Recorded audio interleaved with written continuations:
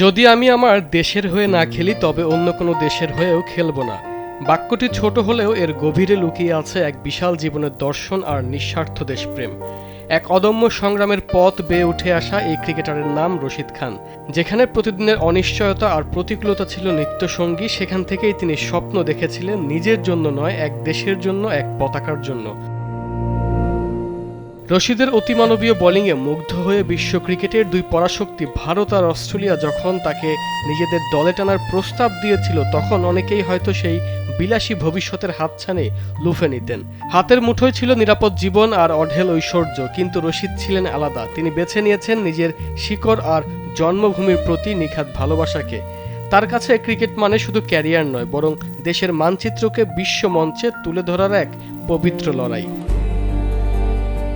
নতুন প্রকাশিত বই Rashid Khan from streets two stardom এর লেখক মোহাম্মদ জাফরকে রশিদ জানিয়েছেন তার সেই ঐতিহাসিক প্রতিজ্ঞার কথা। তিনি জানতেন তার দেশ হয়তো তাকে সবসময় বিলাসিতা দিতে পারবে না, কিন্তু এই মাটির ধুলোবালি তাকে বিশ্বসেরা রশিদ খান বানিয়েছে।